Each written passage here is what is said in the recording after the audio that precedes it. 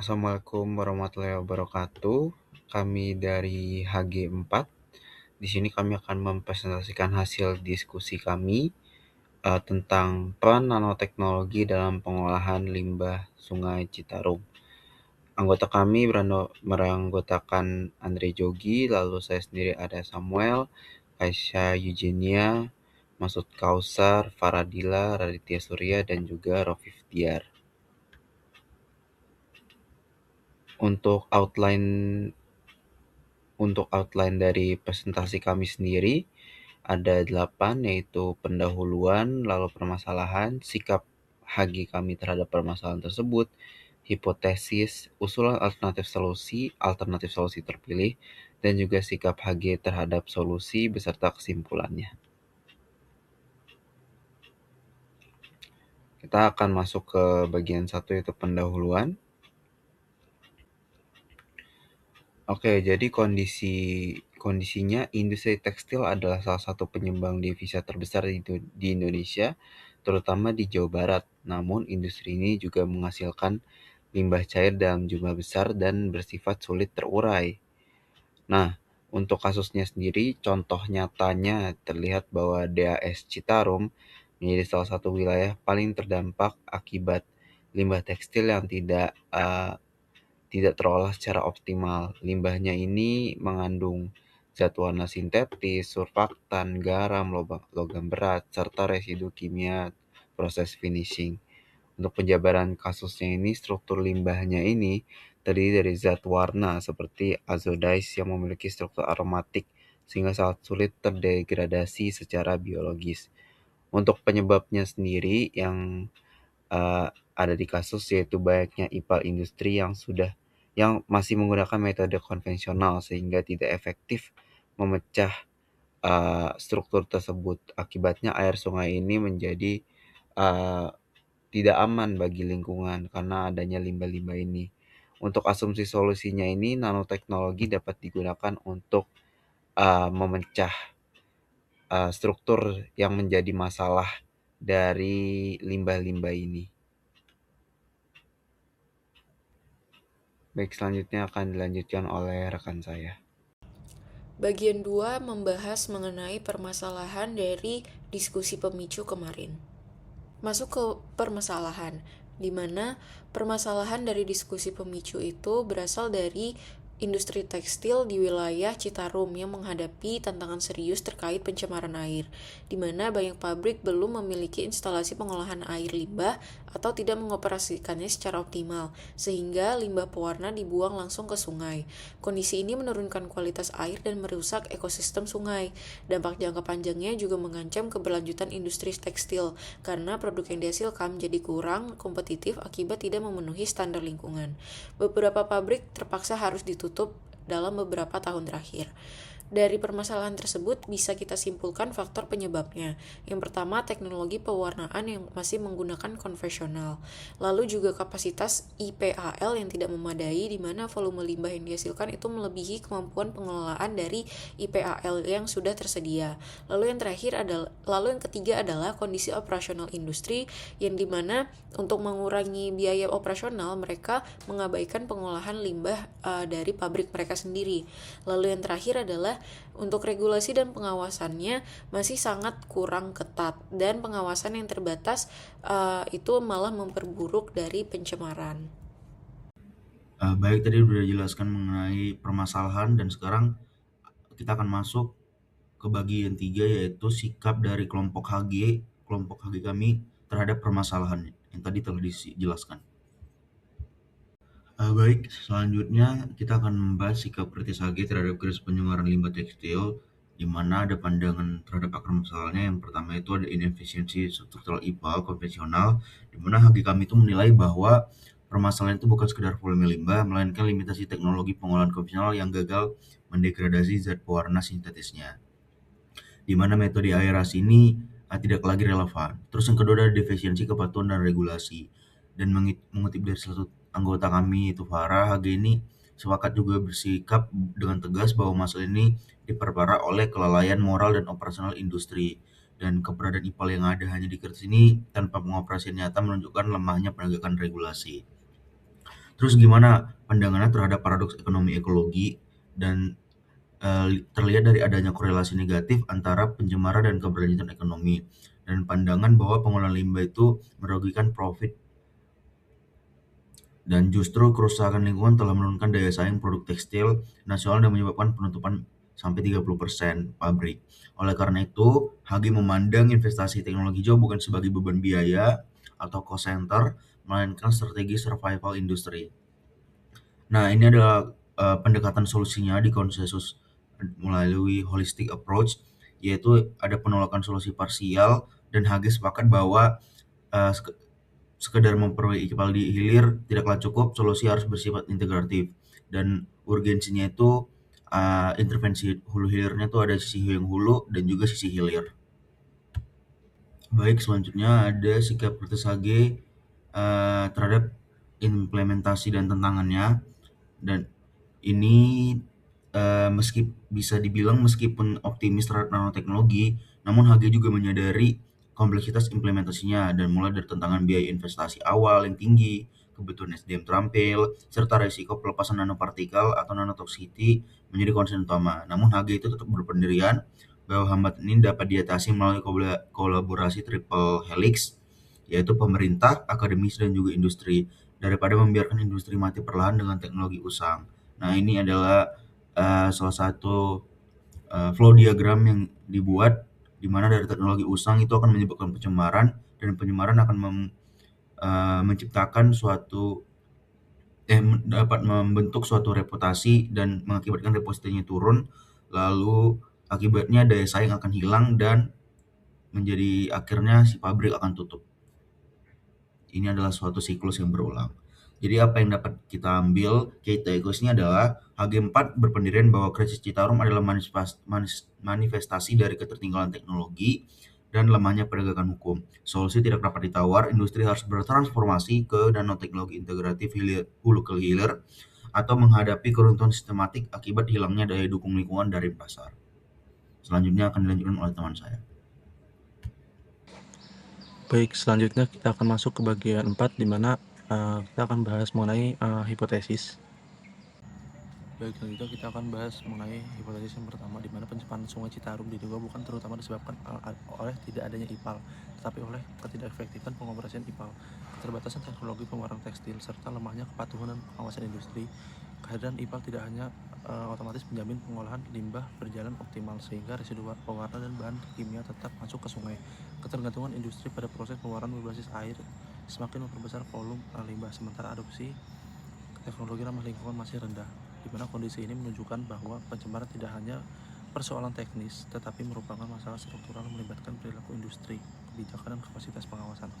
Lalu untuk faktor penyebabnya, yang pertama itu ada efektivitas IPAL rendah, di mana meski IPAL tersedia, banyak yang tidak dioperasikan secara disiplin atau tidak memiliki kapasitas sesuai volume limbah. Dan yang kedua itu teknologi pewarnaan boros limbah, di mana proses dyeing konvensional menghasilkan residu berwarna sulit terurai dan meningkatkan resiko pencemaran.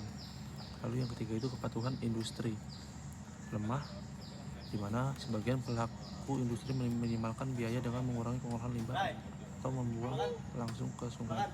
Dan yang keempat, pengawasan dan regulasi tidak optimal, di mana pengawasan terbatas dan implementasi regulasi tidak konsisten sehingga pelanggaran sering tidak terkendali.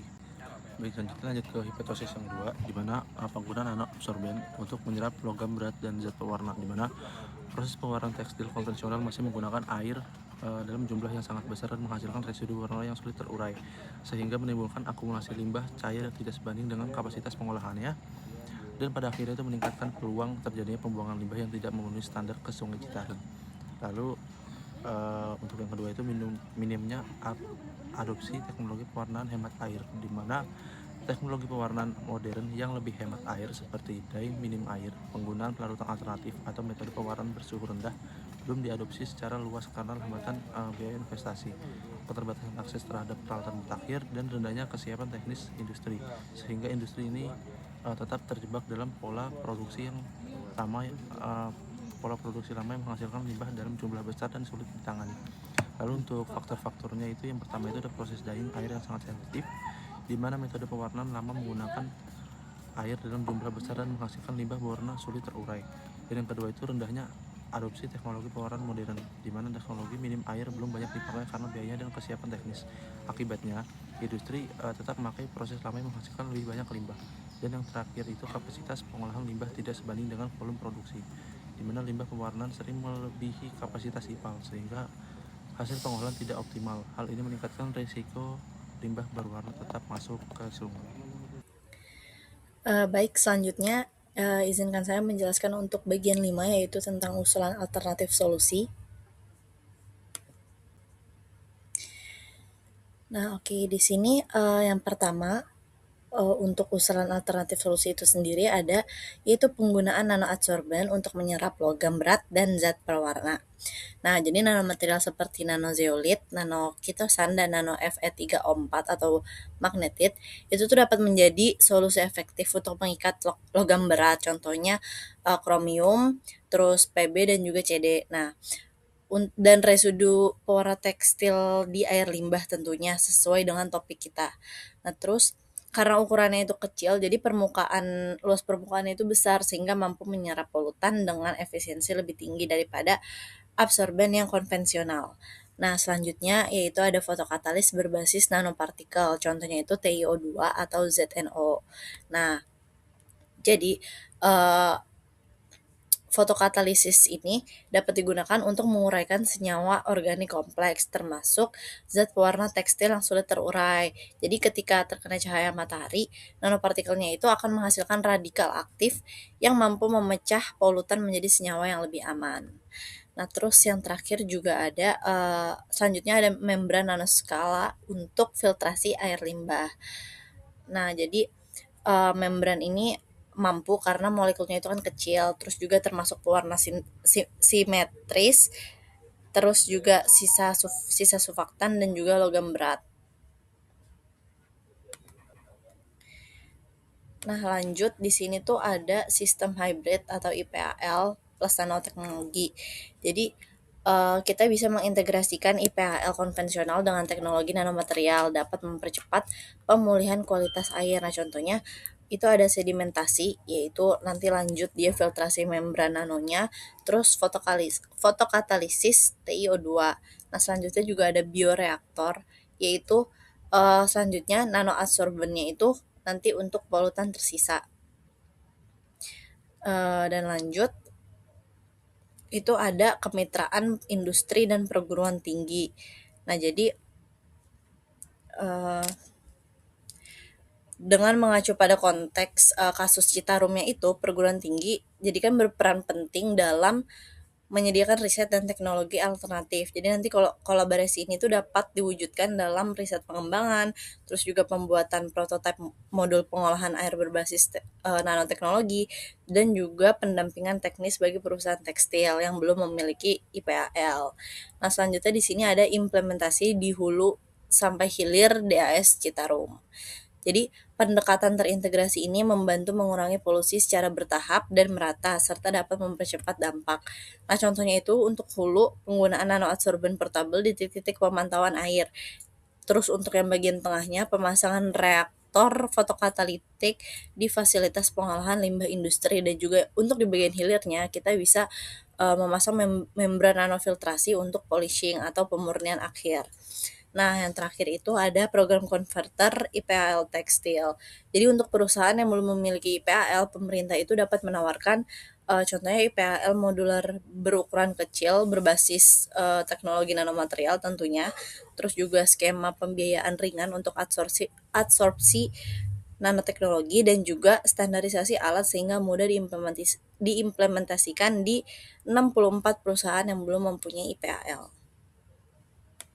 Dari berbagai solusi alternatif yang telah diajukan dan dibahas oleh teman saya sebelumnya, kami akhirnya memilih salah satu solusi yang paling utama dan efektif untuk mengatasi permasalahan di Sungai Citarum ini, yaitu adalah penggunaan nanopartikel magnetic core shell atau Fe3O4 TiO2, di mana core shell ini merupakan sebuah material hibrida cerdas yang terdiri dari inti atau core magnetik berupa Fe3O4 yang dibungkus oleh cangkang fungsional yaitu TiO2.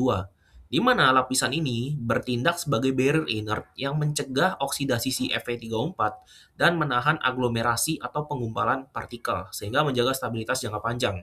Strukturnya bisa dilihat pada gambar di kiri atas. Lalu mengapa material ini dipilih? Yang pertama, yaitu material ini menggabungkan kapasitas absorpsi tinggi untuk menangkap logam berat atau polutan-polutan yang ada di sungai, sekaligus kemampuan fotokatalisisnya untuk memecah rantai kimia pewarna hingga tuntas. Lalu yang kedua adalah sifat super paramagnetiknya yang memungkinkan pemisahan material secara instan menggunakan medan magnet eksternal, di mana ini menghilangkan kebutuhan akan kolam sedimentasi besar atau membran filter yang sangat mahal sehingga cocok untuk keperluan UMKM.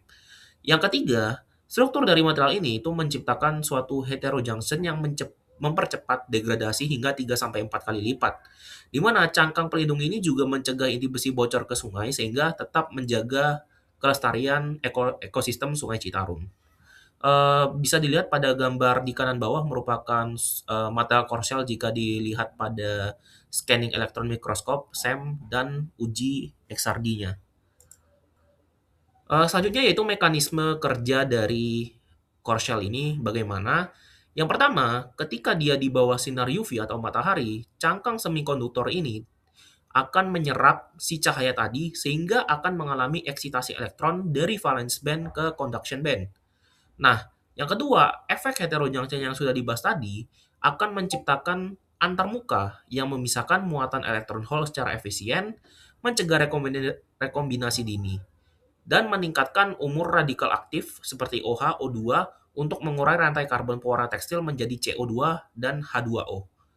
Di mana setelah degradasi selesai, medan magnet eksternal ini akan diaplikasikan, sehingga Fe3O4 akan merespon dan menarik seluruh komposit ke dinding reaktor.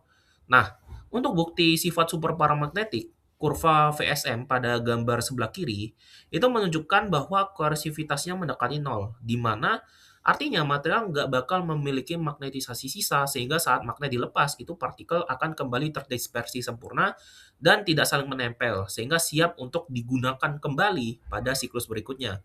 Nah, bisa kita simpulkan bahwa core shell ini sangat efektif untuk memisahkan, mengambil polutan dan akan memisahkan si nanopartikel itu dari air dengan medan magnet dan bisa digunakan kembali untuk siklus-siklus berikutnya. Sehingga ini akan menciptakan suatu aspek sustainability dan kelestarian lingkungan. Baik, selanjutnya adalah bagian untuk sikap kelompok dan kesimpulan.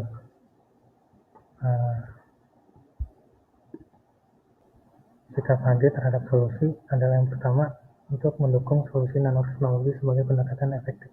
Beberapa anggota kelompok menegaskan bahwa nanoteknologi merupakan solusi yang realistis dan potensial untuk menguraikan pewarna sintesis yang sulit diolah.